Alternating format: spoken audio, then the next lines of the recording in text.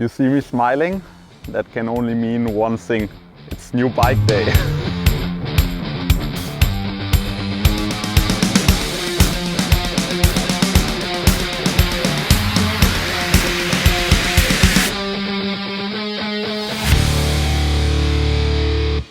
So we are in beautiful Weinheim, and that's a bike shop of Micha Wagner. I think he don't want to be mentioned in the video, but he is taking care of my bikes for a very long time. He's not only taking care of my bikes, and he also was the mechanic of the famous German Commerzbank team. So he had quite some very good athletes under his belt, and he is really a guy that's very focused into details, and you'll always see it when you get one of those bikes from him. Everything is just absolutely perfect. So let's have a look.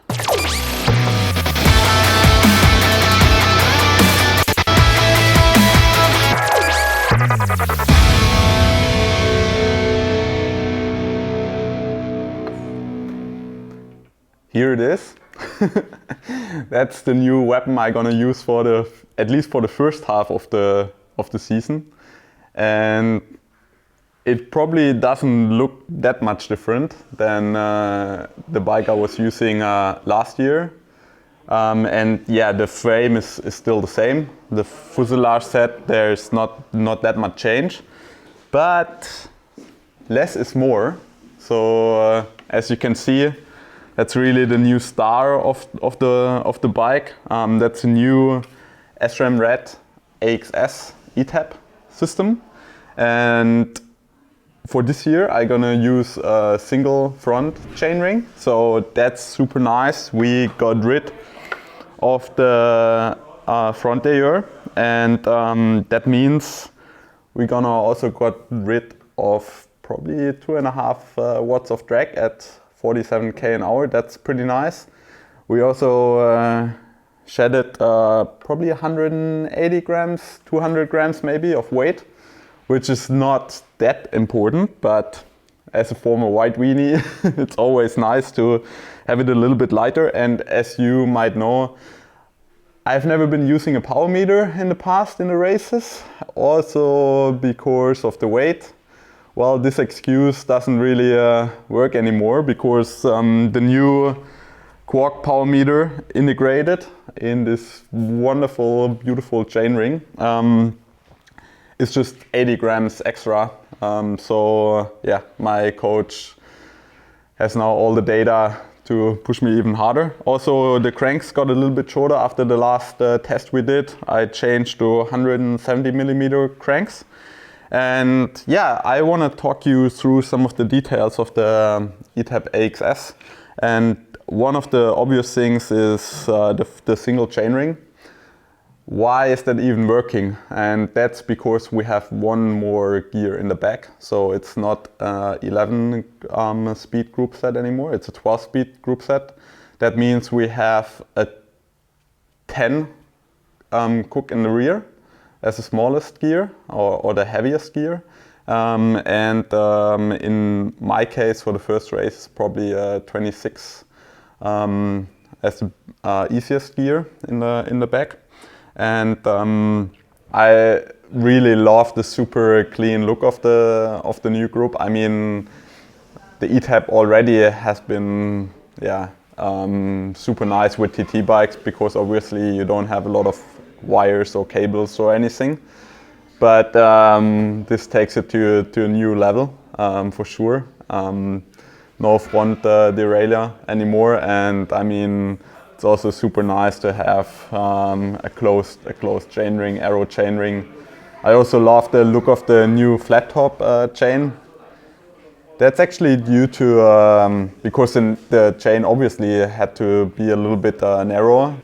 Therefore, yeah, there is some extra material on the top of the chain that still makes it a very strong chain. And the rear derailleur actually is also definitely a really nice piece of engineering. It has a special fluid dumper in the back here. So that makes it super nice with the one-by groups. You not only have the narrow wide chainring design, but also the dumper just make sure that you're not dropping the chain when you ride hard over the cobblestones or something like that.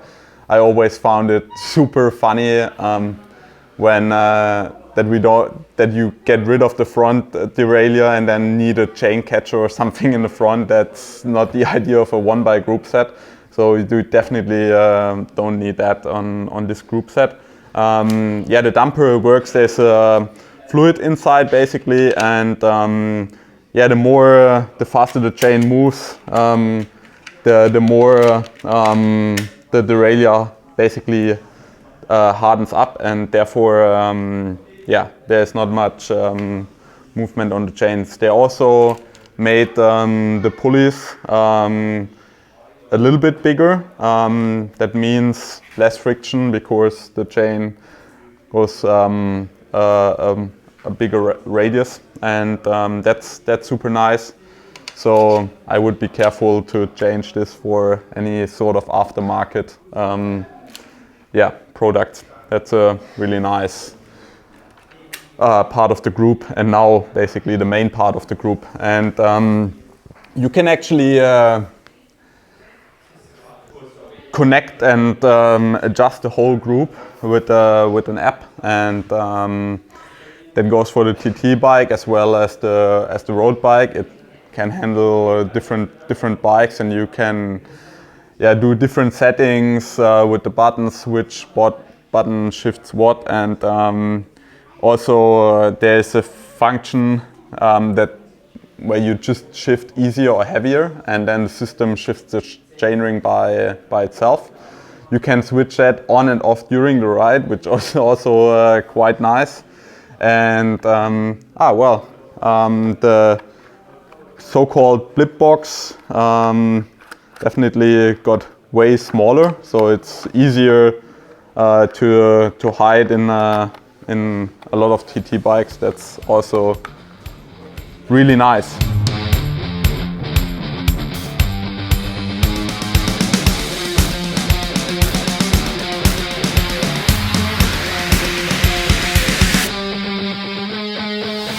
So we already talked about some of the major changes of my bike for 2019 compared to the 2018 version, and of course that's the group set, it's one by. But the other really major change, and that's also a major change I think the whole bike industry takes, just like with the one by group set, who invented it, the Mon bikers, it's the same with those things. The tires, and the tires are actually probably I would call it probably the most important part of the bike, because that's where where you have contact with the road. So it's about the grip, it's about the rolling resistance, it's about puncture resistance, but it's also about aerodynamics, for example. So the tires really play a very important role when it comes to the performance on the bike, and especially in triathlon and time trial. Because other than in pro cycling, we don't have a car behind us that can help us with any sort of punctures. We have to fix them by ourselves, and that's why I will change to Schwalbe tubeless tires for 2019. And Schwalbe has a very big experience with tubeless tires. I was riding Schwalbe on my mountain bike in my early triathlon days, and even back then they had a very good tubeless ready system. So tubeless ready means that the tire works on the rim as a tubeless system, but you have to add a little bit of latex milk. That's what I do with these tires too. It's about 30 to 40 milliliters of latex milk. What it does, it actually seals the tire completely when it comes to air pressure, but it also gives one of the big advantages of the whole tubeless system, and that's puncture resistance. So compared to a normal tire with a clincher tire where you have a tube, any sort of tube, when you have whatever, a little piece of glass or something that punctures the tire, it actually destroys the tube. And with a tubeless tire, the chance are the piece of glass or whatsoever gets stuck in the tire and actually seals the puncture itself together with the sealant. But if the little piece falls out of the tire, there's still the milk to completely seal the puncture. And that's one big advantage. And because of that, you can go a little bit more towards the limit when it comes to the puncture resistance of the tire itself. So therefore, usually when you have two tires, a clincher tire and a tubeless tire, and they are both at the same level with puncture resistance, you can go a little bit more to the limit when it comes to rolling resistance with the tubeless tire. So therefore, usually the tubeless tire wins when it comes to rolling resistance.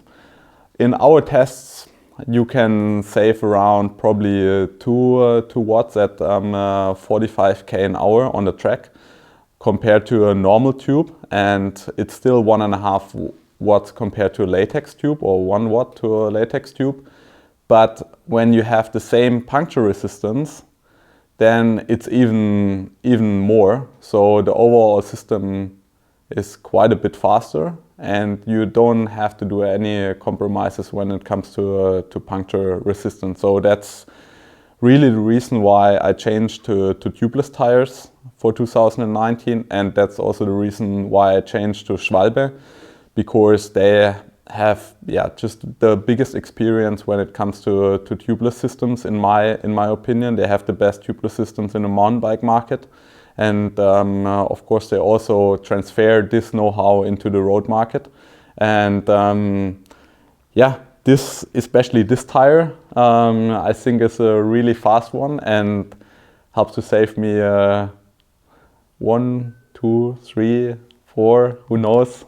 We don't want to let you know, but you're gonna experience it yourself, hopefully. That's one of the major changes when it comes to the bike for 2019.